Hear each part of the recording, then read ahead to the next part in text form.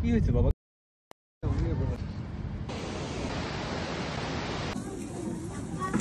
আসসালামু আলাইকুম। শরতের রঙিন পাতাদের দেখতে আমরা আজকে চলে যাচ্ছি জাপানের নিক্কো শহরে, যেটা টোকিও থেকে প্রায় 2-2.5 ঘন্টা ড্রাইভ। তবে যেহেতু অটামের সময় নিক্কো অনেকেরই পছন্দের ডেস্টিনেশন, সুতরাং এই সময়ে জ্যাম হওয়ার সম্ভাবনা হচ্ছে আপনার 99%। সুতরাং আমরা বের হয়ে পড়েছি সকাল বলা যাবে না, ভোর 4:30টার দিকে। আর এদিকে দেখুন তো, লাল পাতাদের দেখা কিন্তু আস্তে আস্তে পাচ্ছি আমরা যত সামনের দিকে যাচ্ছি। দেখবেন যে ভিউ অনেক বেশি সুন্দর।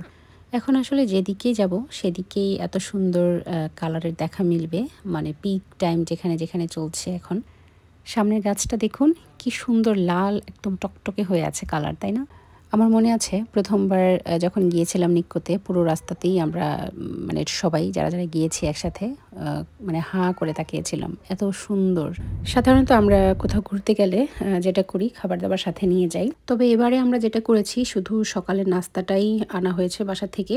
আমার কাজিন এটা সেটা বানিয়ে নিয়ে এসেছে সকালের এবং হচ্ছে বিকেলের নাস্তা, কিন্তু দুপুরের জন্য আসলে কিছু করা হয়নি। কারণ দুপুরের খাবারটা আমাদের যতটুকু মনে আছে যে নিক্কোতে ঠান্ডা থাকে তো অনেক, তো যেহেতু ওখানে গরম করার কোনো মানে সুবিধা নেই আমাদের, তো একদম ঠান্ডা ঠান্ডা ওয়েদারে আসলে আবার ঠান্ডা খাবার খেতে ভালো লাগে না। তো সেই জন্য আমরা ভাবলাম যে ওখানে দুপুরে কিছু খেয়ে নিব, ভেজিটেবল স্যুপ টুপ অথবা উদন এই টাইপ কিছু। এই যে আরেকটা মজাদার আইটেম বানিয়ে এনেছে আমার কাজিন, কি জানি নাম বললো, পকেট পিৎজা, খুবই মজা লেগেছে খেতে। এরপরে আমাদের ম্যান্ডেটরি আইটেম চা, যেটা আমি বানিয়েছিলাম, একমাত্র এটাই বানিয়েছি এবারের ট্রিপে আমি। যাই হোক, আর এবারের ট্রিপে আমার ছেলে সকালে সুন্দর ঘুমিয়েছে ওর চাইল্ড সিটে, যার কারণে আমি সকালটা বেশ আরামেই ছিলাম বলা যায়। আর এদিকে দুর্দান্ত পাহাড়ের ভিউ কিন্তু শুরু হয়ে গেছে। আমরা কিন্তু পাহাড়ের গা বেয়ে উপরের দিকে উঠছি। রাস্তায় কি পরিমাণ কার্ভ দেখতে পাচ্ছেন, মানে এই রাস্তাটা কিন্তু খুবই হচ্ছে গা ছমছম টাইপের একটা রাস্তা বলা যায়। আমাদের ড্রাইভার সাহেবের আর কি একটু ভয়ই লাগছিল। তো যাই হোক, আমরা অলমোস্ট চলে এসেছি।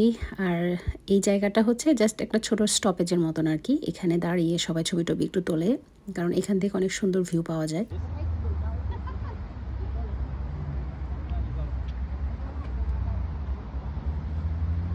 সামনের পাহাড়টা দেখুন কি সুন্দর লাগছে।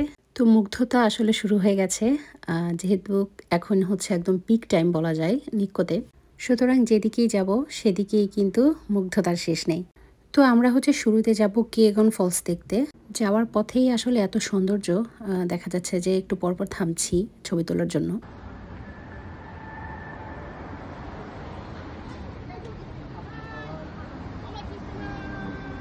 আমি আসলে অনেকটা নস্টালজিক হয়ে গেছি, কারণ 5 বছর আগে ঠিক যেমন দেখে গিয়েছি, আমার কাছে মনে হচ্ছে যে রাস্তাঘাট বলেন, তারপরে এই যে চারপাশের সৌন্দর্য যা ছিল এক্স্যাক্ট সেমই আছে এখনও। তো সমস্যা হচ্ছিল আমরা পার্কিং খুঁজে পাচ্ছিলাম না। তো এদিকটায় এসে একটা পার্কিং ফাঁকা পেয়ে তারপরে এখানে আমরা গাড়ি রেখে যাচ্ছিলাম কেগুন ফলসের দিকে। ওই দিকে যাব কি, আমার তো এদিকে ছবি তুলতে তুলতে আর কি অবস্থা খারাপ। গতবার আসলে এই সময়টাতে এসেছিলাম, তবে আমার কাছে মনে হয়েছে যে গতবার আরও বেশ কিছু পাতা ঝরে গিয়েছিল। এবার মনে হচ্ছে যে পাহাড়ের ভিউটাও অনেক সুন্দর। তো পার্কিং থেকে বেশ অনেকটা হেঁটেই কেগন ফলসের দিকে যেতে হয়, তবে হাঁটতে একদমই খারাপ লাগছিল না, বরং আরও ভালো লাগছিল। কারণটা তো দেখতেই পাচ্ছেন সামনে।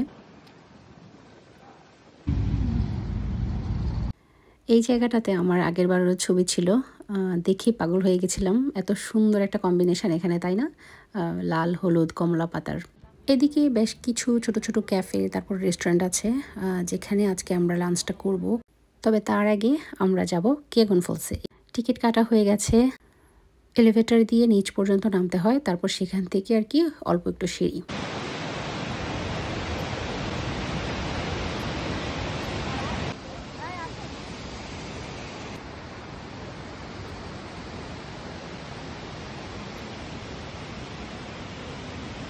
কেগন ফলস অবশ্যই সুন্দর, তবে এটার যে চারপাশের যে ভিউ, এই যে অটামের সময়টাতে, সেটাও আমার কাছে দুর্দান্ত মনে হয়।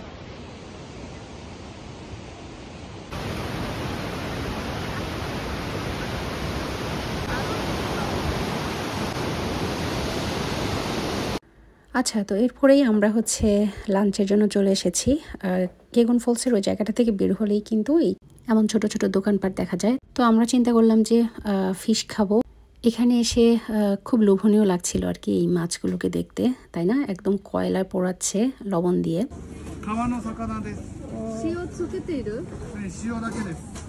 দামটা যদিও একটু বেশি, 700 ইয়েন করে এইটুক মাছ, তবে কিছু করার নাই। আর এখানে এসে আমরা ভাবলাম সাথে একটা ভেজিটেবলের স্যুপের মতো খাবো, যেটাকে ওরা বলে সুইতন। আমি ছোট একটা রিলস দিয়েছিলাম, আপনারা দেখেছেন হয়তো।